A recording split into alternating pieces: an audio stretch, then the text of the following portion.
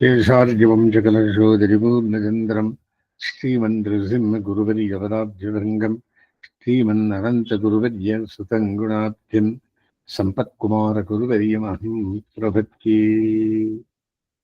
वसुदेवसुतम् देवम् कंसचाणूरवर्धनम् देवकी परमानन्दम् कृष्णम् वन्दे जगद्गुरुम्। गीता सुगीता कर्तव्या किमन्यै शास्त्रविस्तरैः या स्वयं पद्मनाभस्य முகபத்மாதினிஸ்ருதா. இன்றைய தினம் நாம் அனுபவிக்கும் விஷயம் 15வது அத்தியாயம். இதுக்கு பெயர் புருஷோத்தம வித்யா அப்படின்னு பேர். இதுல எம்பெருமான் எப்பேற்பட்டவன் என்கிற விஷயத்தை தெரியப்படுத்துகிறான். அவன் எப்பேற்பட்டவன் என்றால்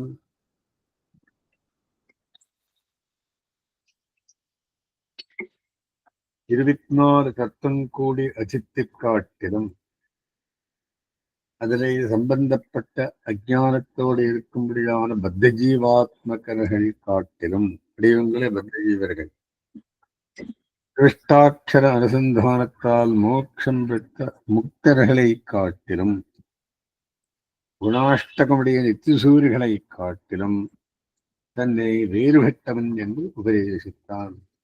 உத்தம புருஷஸ்து அந்யஹா பரமாத்மேத்யுதாஹிதா என்கிற விஷயத்தை சொல்லி புருஷோத்தம வித்யை 11 ஸ்லோகத்தாலே சொல்லி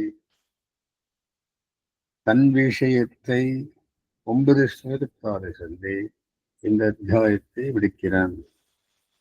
சம்சாரம்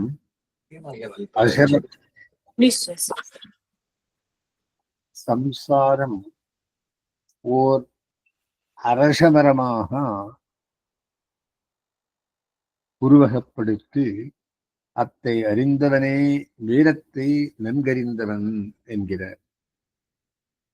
2வது ஸ்லோகத்தால் முற்கூறிய உருவம் மேலும் நீட்டிக்கப்படுகிறது. ஊர்த மூலம் அதசாக்கம் அப்படின்றார். இந்த மரத்திற்கு குணங்களில் 10 காரணம் என்றும் குணங்கடந்த நிலையாலேயே இது அழுகிறதென்றும் அஞ்ஞானமே இதற்கு ஆதாரம் என்றும் சம்சாரிகளால் அறியப்படுவதில்லை. நல்லறிவால் விளைந்த குணங்களின் பத்தின்மையாகிற ஆயுதத்தாலே இம்மரத்தை வெட்டி பிராப்தியமான ஆத்மா தேடத்தக்கது. எம்பெருமானை சரணமடைவதன் மூலமே பத்தின்மை ஆகிற ஆயுதத்தை பெற்று சம்சாரத்தை வெட்டி வீழ்த்தலாம். அசங்கசஸ்திரேன திருடேன சித்துவா அப்படின்றார். எம்பெருமானை சரணமடைந்தவர்களுக்கு தேகாத்ம மயக்கம் நீங்கும். குணங்களில் 10 வெல்லுகை, ஆத்ம ஞானத்தில் எப்போதும் ஈடுபட்டிருக்கை, மற்ற விஷயங்களில் விருப்பம் நீங்க பெற்றவர்களாக இன்ப துன்பங்கள் ஆகிற இரட்டைகளிலிருந்து விடுபடுகை முதலானவை அனைத்தும் எளிதாகி ஆத்மானுபவமாகிற பலமும் சித்திக்கிறது. பரிசுத்தாத்மஸ்வரூபத்தின் பெருமையை 6வது ஸ்லோகத்தில் சொல்லி எம்பெருமானுடைய செல்வமாயிருக்கும் சம்சாரி ஜீவன் தான் சேர்த்து வைத்திருக்கும் புண்ணியபாப ரூபமான விலங்குகளாலே வெளியே கட்டப்பெற்று தன் சரீரமாகிற சிலையிலே அடைப்பட்டிருக்கிறான் என்று சொல்லுகிறார். 8வது ஸ்லோகத்திலே அவன் ஒரு சரீரத்தில் இருந்து மற்றொரு சரீரத்தில் முதலான துன்பங்களை அனுபவிக்கிறான். 9வது ஸ்லோகத்தாலே இந்திரியங்களை கொண்டு அவன் விஷம் கலந்த தேன் போன்ற பிராகிருத்த விஷயங்களை அனுபவித்து உழலுகின்றான். இத்துன்பங்களை எல்லாம் அவன் அனுபவிப்பதற்கு காரணம் ஆத்மாபகாரமாகிற திருட்டே. இவன் தன் ஸ்வரூபத்தை அறியாமைக்கும் காரணம் தேகத்தையே ஆத்மா என்று மயங்குவதே. இந்த மயக்கமில்லாமல் அறிவி கண்ணை உடையவர்கள் ஆத்மாவை அறிவே விடுவிடுத்தலாக காண்கிறார்கள். சூரியன், சந்திரன், அக்னி முதலானவற்றுக்குள்ளதான பொருள்களையும் பிரகாசிக்கச் செய்யும் சக்தியும் பூமியின் தாரணத்தையும் சந்திரன் போஷணத்தை சக்தியும் பூமியின் தாரண சக்தி, சந்திரனின் போஷக சக்தி, ஜாடராக்னியின் ஜீர்ணம் செய்யும் சக்தியும், இதுபோல் உலகிலுள்ள எல்லா பொருள்களுக்கும் உன்னதமான ஒவ்வொரு காரியத்தை செய்யும் சக்திகளும் எம்பெருமானுடையதையே. ஆகையால் பிறர்க்கு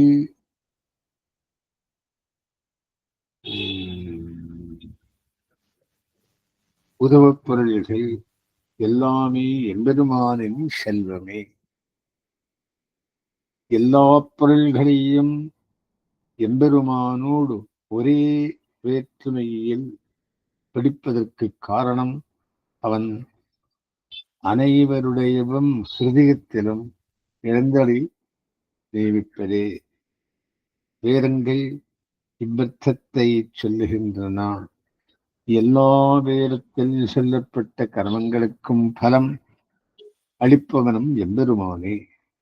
புருஷோத்தம வித்தியின் தொடக்கம் க்ஷரபுருஷனாகிற சம்சாரி ஜீவன், அக்ஷரபுருஷனாகிய முக்தன் என்று ஜீவர்கள் இருவகைப்படும். அச்சித் சம்சாரி ஜீவன், முக்தன் என்று மூன்று பொருளையும் வியாபித்து தாங்கி நின்று ஜீவிக்கும் பரமாத்மா ஆகிற உத்தம புருஷன் கூறிய க்ஷராட்சர புருஷர்களை காட்டிலும் வேறுபட்டவன். சம்சாரி ஜீவன் கடந்து நிற்பதாலும் முக்தனை காட்டிலும் மேலானவனாயிருப்பதாலும் ஸ்ருதி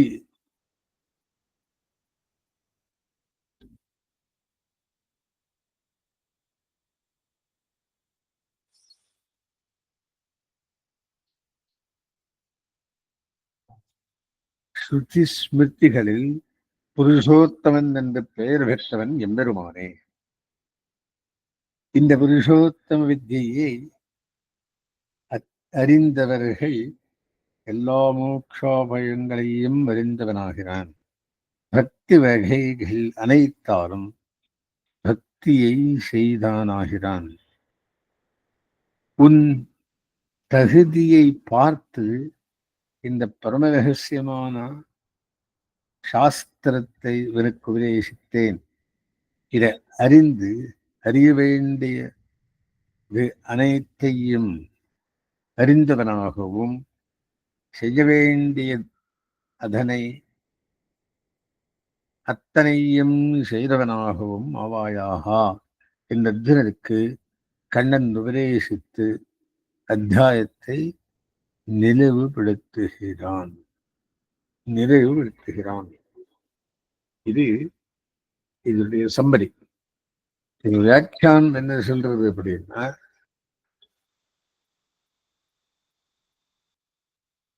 சரீரமான பந்தத்தில் கட்டுப்பட்டவன் க்ஷரம்.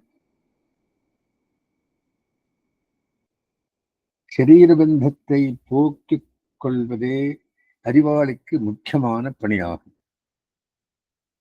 கபிலர் தமது தாயான தேவஹூதிக்கு உபதேசிக்கிறார். அசலகத்தில் நெருப்பு வாங்கும் வரும் போது வரட்டியில் வாங்கி வருவார்கள். இது முன்காலத்தில் பழக்கம். 2 தணல்களை வரட்டியில் வாங்கி வைத்து வரட்டி துண்டுகளால் மூடிவிட்டுக் கொண்டு வருவர். நெருப்பு வரட்டியை எரித்து விடுகிறது. அதாவது தனது ஆஷ்டயத்தை இருக்குமிடத்தை அடித்து விடுகிறது. ஆனால் நெருப்பை வரட்டியில்தான் வாங்க வர வேண்டியுள்ளது. நெருப்புக்கு வரட்டி போலா ஞானிக்கு இந்த சரீரம். ஜீவனின் ஞானம் மலரா அவனுக்கு ஒரு சரீரம் வேண்டியுள்ளது. ஞானமான அக்னி ஜுவலிக்க நெருப்பு வரட்டியை தகிக்குமா போலே சரீரத்தை அது எரிக்கும்படி செய்து கொள்பவனே சித்துடன். இது கபிலரின் உபதேசம். நன்னியும் நன்னகில்லே நடுவேயோர் உடம்பிலிட்டு என்று திருவாய்மொழியில் ஆழ்வார் திருவார். இவனுடைய அனுராகத்துக்குச் சேரா ஈஸ்வரிடம் பூர்ணானுபவம் பண்ணா இந்த சரீரம் ஒரு இடைச்சுவராய் நின்று தடுக்கிறது. இந்த சரீரமாகிற கட்டிலிருந்து விடுபடுவையே முக்தி என்கிறார். ஒரு விறகு விளப்பவன் விறகையும் அத்தை பேரிக்கும் சாதனமான கொடாரியையும் அறிய வேண்டும். அதுபோல சரீரமான கட்டையை பிளந்து விளக்கிக் கொள்ள ஜீவனான அறிவாளி சமர்த்தனாக இருக்க வேண்டும். இந்த அத்தியாயத்தில் சரீரத்தை ஒரு மரமாக உருவகப்படுத்துகிறான் பகவான். ஊர்த்வமூலமதசாகம் அஸ்வத்தம் பிராகுரவ்யயம் எனப்படுகிறது. இதன் வேர் பேசுவதெல்லாம் அஸ்வத்தம் என்னுடையது எனப்படுகிறது. இதன் வேர் மேலே சத்தியலோகத்தில் உள்ளதாகவும் இலைகளை இவ்விலைகள் கீழே நோக்கி உள்ளதாகவும் கொள்ளுகிறான். இது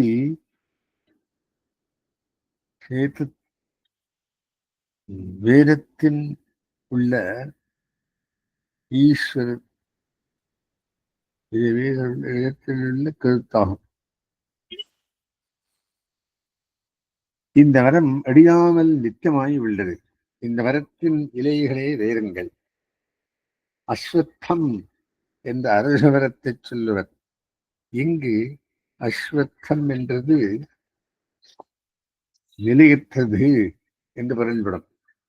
ஸ்வா மறுநாள் ஸ்வத்தம் மறுநாள் உள்ளது. அஸ்வத்தம் மறுநாள்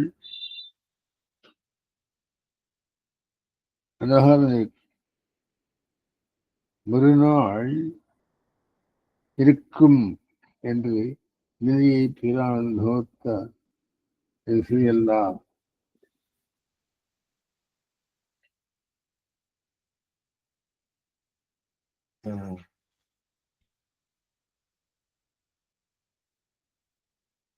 முறுபாடுருவழி இருக்கும் என்று நிலையாய் சொல் முடியாது.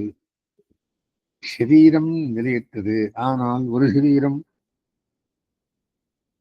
போனால் மற்றொரு சரீரம் வருவதுண்டு. கொண்டே இருப்பதால் ஆத்திலிருந்து விளையாடுபவங்களை சேர்த்தாதிருந்திருப்போம் என்று பாசத்திலே என்ன சொல்றாருன்னா, ஒரு சரீரம் போனால் மற்றொன்று வந்து கொண்டே இருப்பதால் ஆத்தில் புகுந்ததே திசை.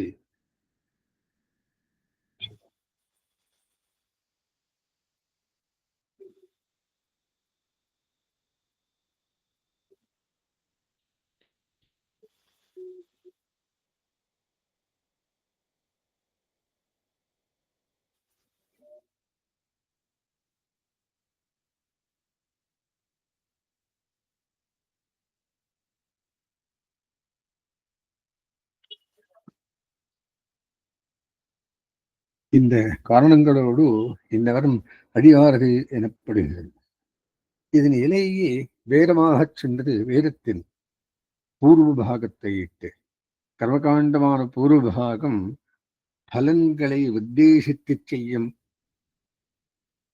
கர்மாக்களை சொல்லுகையால் சரீர சம்பந்தத்தை வளர்ப்பவை. கடைசி இலை விழுந்து விட்டால் மரம் பட்டு போய்விடும். அதுபோல ஆயுஷை முழுவதுமாய் அகன்றால் சரீரம் விலகிவிடும். காமிய கர்மங்களை அனுஷ்டிப்பதால் மேல் மேலும் சரீரங்கள் வந்து கொண்டு சரீர சம்பந்தம் நிச்சயமாகச் சொல்லுகிறது.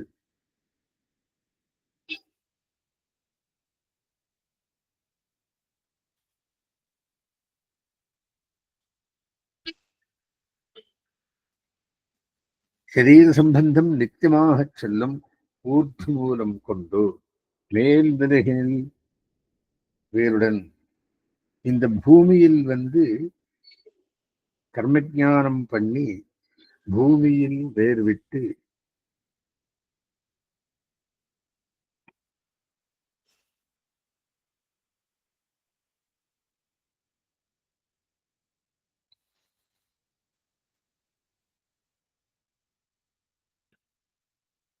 சரீரங்கள் வந்து கொண்டு சரீர சம்பந்தம் நித்தியமாகச் செல்லும் ஊர்தூலம் கொண்டு மேல்வரைகள் மேலுடன் இந்த பூமியில் வந்து கர்மார்ஜனம் பண்ணி பூமியில் வேறு விட்டு பதியன் பதி அன்போடு எழுது போல அல்லது விடுவதாகியாலே விடுவதாக வேண்டும்.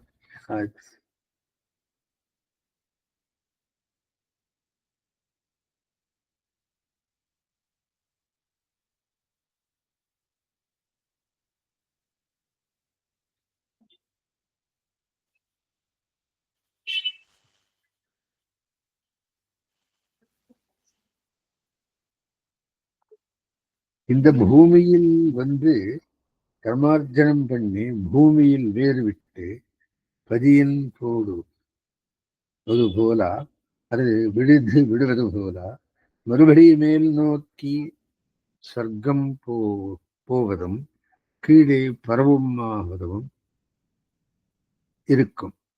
இதன் ஆதி மூலமலம் ஆதாரமன் நம்மால் அறியப்படுவே இல்லை.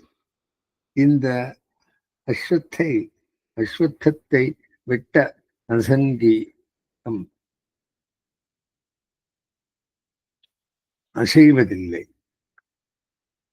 என்று கூடாலி வேண்டும். அசங்காசனம்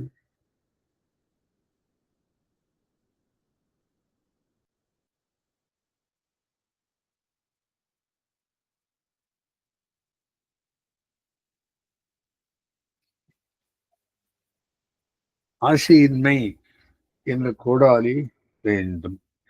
அசங்கசத்திரேன திருடேன சித்வா அசங்கம் என்னும் வலிமையுள்ள ஆயுதத்தினால் பிளந்து வீடுமின் முத்தவம் நீர்நிமிகன்று வேறுமிகல் மாய்த்து என்றுகிறார் ஆழ்வார். நம்பிள்ளை பாரத்தை விசாரிக்கையில் விடுகை என்பது பொருள் இல்லாத இடத்தில் வாசம் செல்கிறார். இங்கே no regards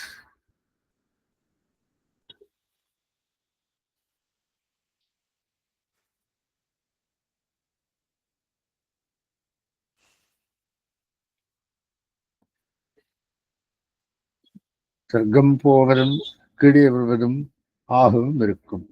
இதன் ஆதி மூலம் வேறு ஆதாரம் நம்பாமல் அறியப்படுவதில்லை.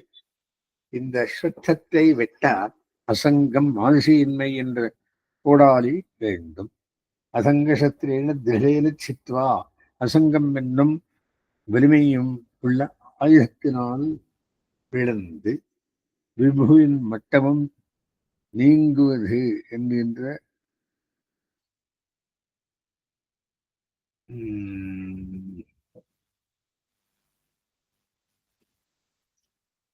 வலிமையை உள்ள ஆயுதத்தில் ஈடுவின் முத்தவம் நிர்மூத்த சௌந்தர்ய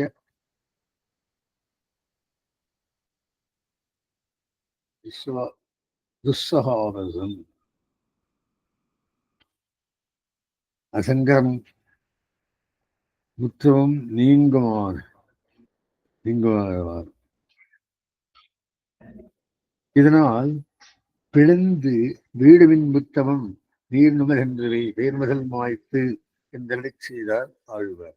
நம்பிள்ளை பாசுரத்தை விசாரிக்கையில் விடுகை என்பது பொருள்கள் இல்லாத இடத்தில் வாசம் செய்வதா, அங்கே அவற்றை அறவே அழிக்க விடுகிறா என்று கேட்கிறார். ஒரு பொருளும் இல்லாத இடம் இந்த பிரகிருதி மண்டலத்திலே. நஸ்வர விபூதியான பொருள்களை அழிக்க நமக்கு அதிகாரம் கிடையாது. அழிப்பது பெரும் பாபமும் ஆகும். வீர்னுவதென்றவை வேறுமுதல் மாய்த்து சம்சாரத்தில் தெரிந்து கொண்டு நான் எனது என்ற பற்றுதல் துளியும் இல்லாமல் அழித்து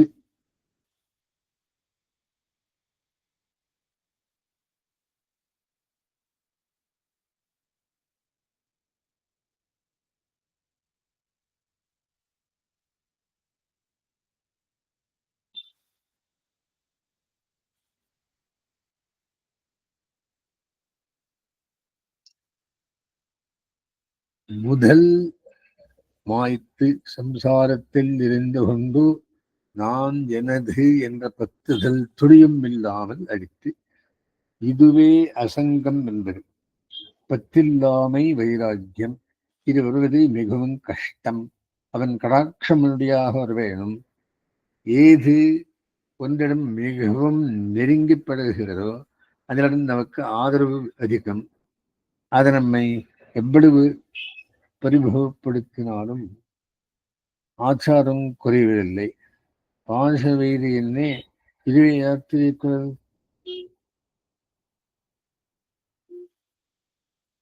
இதுவே சரீரத்தில் நிற்கும் ஜீவனுக்கும் உள்ள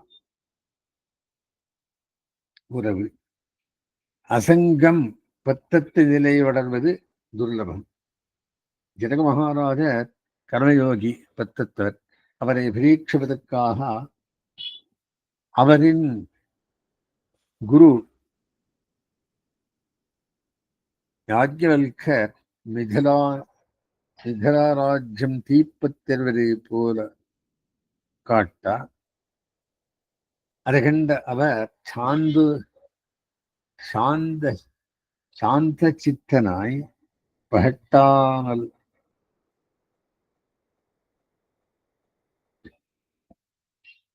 இருந்ததாக ஐதிஹ்யம்.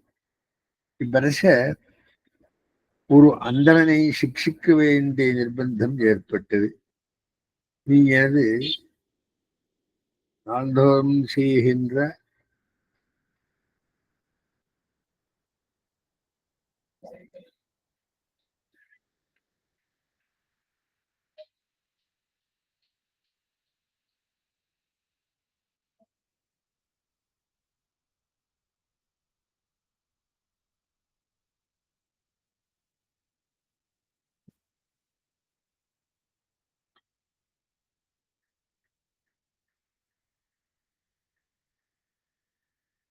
பத்தத்த நிலை வளர்வது துர்லபம்.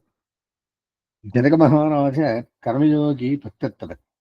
அவரை பரீட்சிப்பதற்காக அவரிடம் குரு யாஜ்ஞவல்கரை மிதிலா ராஜ்யம் தீப்பத்தி எருவது போல காட்ட, அது கண்டவர் சாந்தூரிதராய் பதற்றமடையாமல் இருந்ததாக ஐதிஹ்யம்.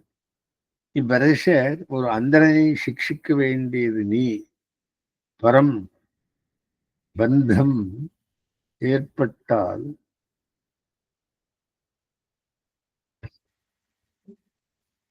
பர்வதாடுகளும் இயற்கையிலே ஏற்பட்டது. நீ எனது ராஜ்யத்தை விட்டு வெளியேறவா கூடவாய் என்று கட்டளையிடா அவன் நான் போய் விடுகிறேன், ஒரு ராஜ்யம் எனது என்ன ஏது என்பது அது முதலில் சொல்லுக்கான நான் அரை நான் இங்கு கேட்க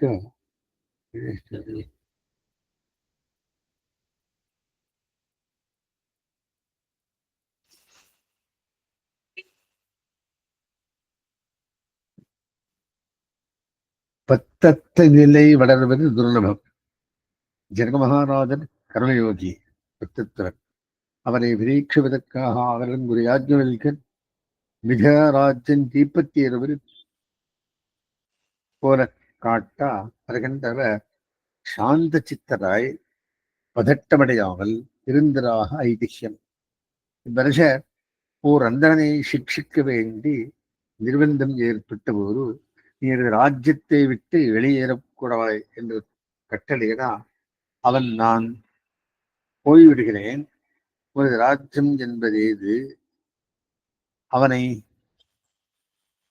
அதை முகத்தால் சொல்லில் விலகியாவை நான் போய்விடுகிறேன்.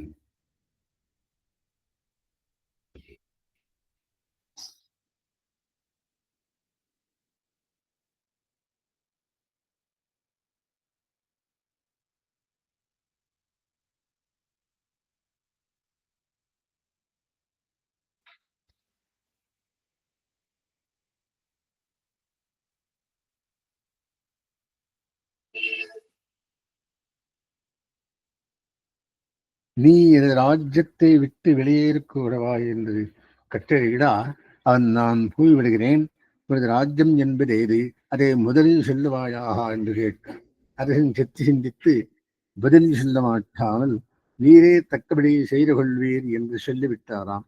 இம்மாதிரி பத்தத்து நிலை எளிதில் வரக்கூடியதென்று.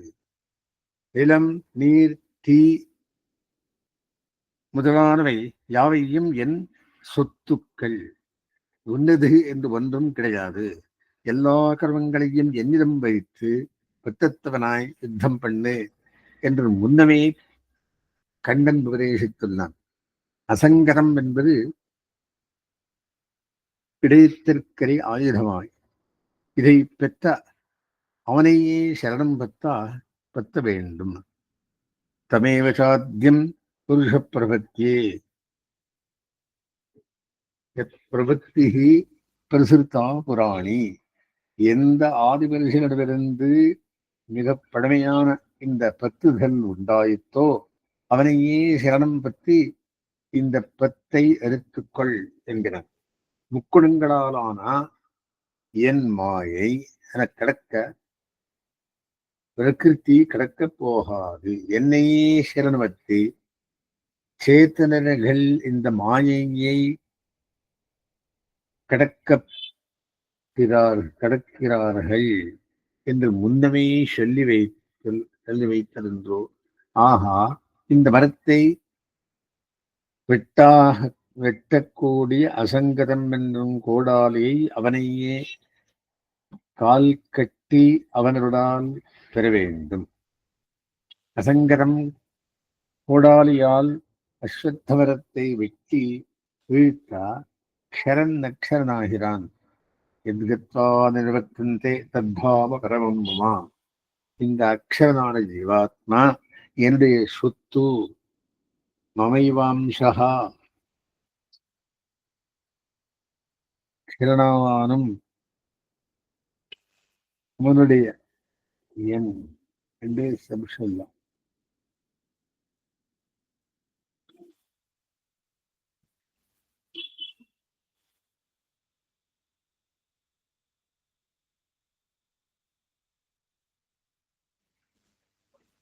ஜீவனானவன் இரதம்சமாயிருந்து வைத்து ஒரு உடலை அடைந்து அதில் வசித்து இந்திரியங்கள் மூலமாக விஷயங்களை அனுபவித்து பெருகி வெளிப்படுகிறான். சுத்த மனம் படைத்த யோகிகளே ஜீவனின் தன்மையே அறிகிறார்கள், மற்றவர் அறிவதில்லை. எல்லா ஜீவர்களும் எனது சொத்து. சூரிய சந்திரர்களின் தேஜஸ் என்னுடையது. உலகிலுள்ள எல்லா ஜீவராசிகளிடம் நான் எழுந்து தாங்குகிறேன். அவை யாவும் என்னுடையவை. எல்லா ஜீவராசிகளிலும் வயிற்றில் அக்னியாயிருந்து வாயுக்களுடன் கூடி உணவை ஜீரணிக்கச் செய்கிறேன். இப்படி தன் பெருமைகளை தானே பறக்கச் சொல்லிக் கொள்ளுகிறான் கண்ணன்.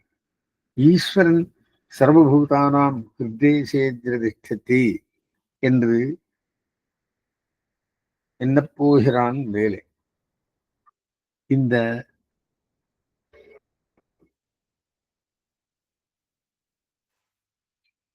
சர்வசிதாகம் ஹிருதி சந்நிவிஷ்டா என்கிறான். ஈஸ்வரன் திஷ்டதி, எல்லா ஜீவராசிகளிலும் ஈஸ்வரன் இருந்து நடத்துகிறான் என்கையில் சைவர்கள் ஈஸ்வரன் சிவன் எல்லாரும் இருப்பதாக சொல்லுவர். இங்கு கண்ணன் சர்வசிய ஹிருதி அகம் சந்நிவிஷ்டா, எல்லா ஜீவராசிகளிலும் இதயத்தில் நான் ஸ்திரமாக இருக்கிறேன் என்பதால் ஈஸ்வரன் யார் என்பது தானே விளங்கும். ஆதிசங்கர பகவத்பாதரும் ஈசனே சீலகா நாராயண ஏவா, நீவிப்பதை இயல்பாக கொள். யார்?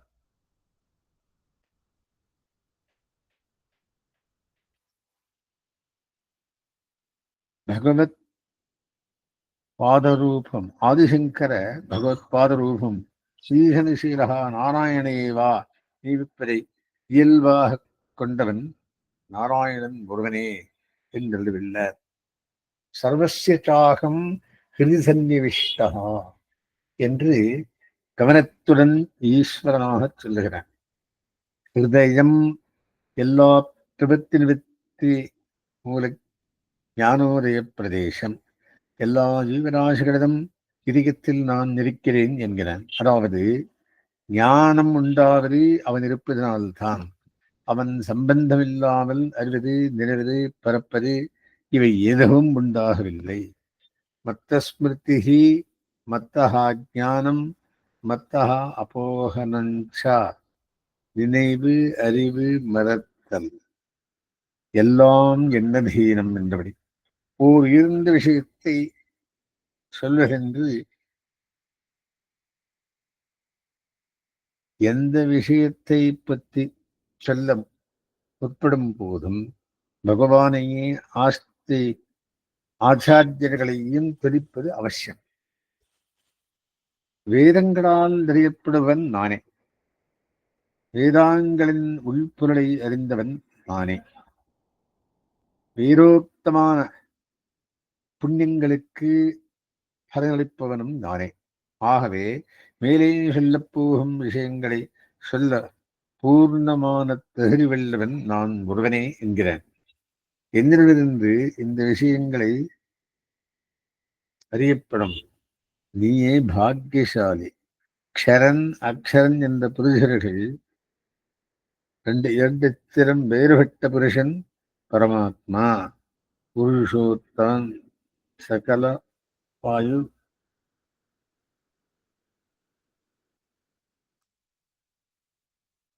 ஆசிகளும் சகலராசிகளும் க்ஷரன் என்ற வகுப்பை சேர்ந்தவர்.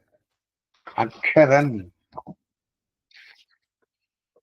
கூட்டஸ்தனாக பொதுவானவன், எங்கும் இருக்கத்தக்கவன் சொல்லப்படுகிறான். சம்சாரத்தில் ஜீவர்களை கட்டுப்படுத்தும் அச்சித் சம்சாரி ஜீவன் க்ஷரன், முக்த ஜீவன் அக்ஷரன். இந்த ரத்தங்களை லோகத்திரயம் என்கிறான்.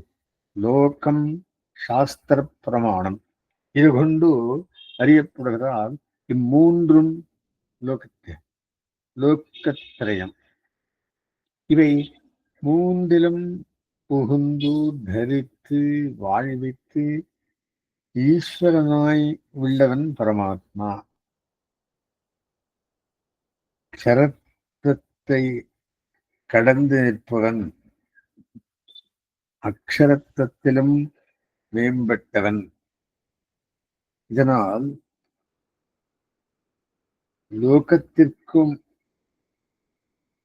லோகத்திலும் ஸ்மிருதியிலும் வேதக்கணிதம் போல் புருஷோத்தமன் என்று சொல்லப்பட்டவன் பகவான்.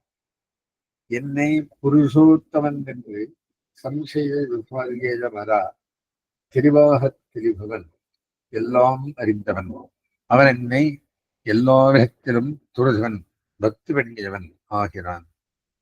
முன்பு தனது அவதார ரகசியத்தை அறிந்தவனுக்கு உத்தமமான ஸ்ரேயஸை பகவான் சொன்னான். பகவான் இந்த புருஷோத்தம வித்தியை அறிந்தவனுக்கு உயர்ந்த பலத்தை சொல்லுகிறான். இது கிடக்க புருஷோத்தம வித்தியால் வெளிப்படுத்தப்படுவது விசிஷ்டாத்வைதமே என்று அறியத்தக்கது. அதன் விகாரம் அடையக்கூடியது. ஆத்மா ஸ்வரூபத்தில்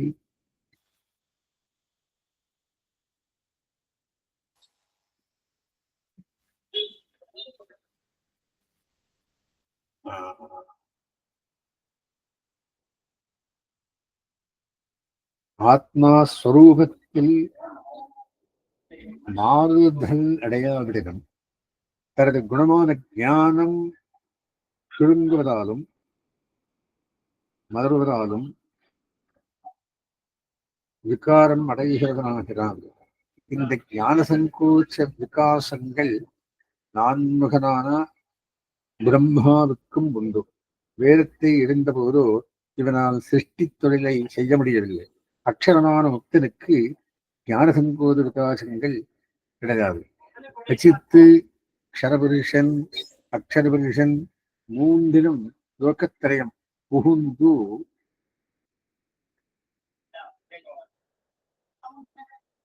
அந்தராத்மாவாய் உள்ளவன் பகவான். அந்தராத்மாவாய் உள்ளவன் பகவான். ஆவிஷ்யா புகுந்து அவ்யயா தோஷமேதம் தட்டாமல் விபர்த்தி தரிக்கிறான். ஈஸ்வரா சுவாமி நியந்தா, அனுப்பிரவேசித்து உள்ளிருந்து பரித்து நியமித்து நடத்தி போரும் வியாபகனான சுவாமி பகவான்.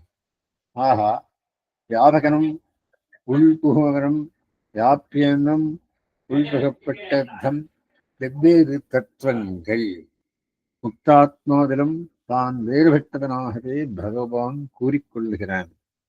எவன் அசம்மூடனாய் மயக்கமற்றவனாய் ஐயமற்றவனாய் புருஷோத்தமன், அதாவது அந்யகா புருஷா உத்தமஹா என்று தெளிவாக அறிகிறானோ, க்ஷர அக்ஷர புருஷன்களிடம் வேறுபட்ட மேலான புருஷன் என்றென்னை உள்ளபடி தெளிவாக அறிகிறானோ, அவனே என்னை எல்லா விதத்திலும் பஜிப்பவன், பக்தி செய்பவன்.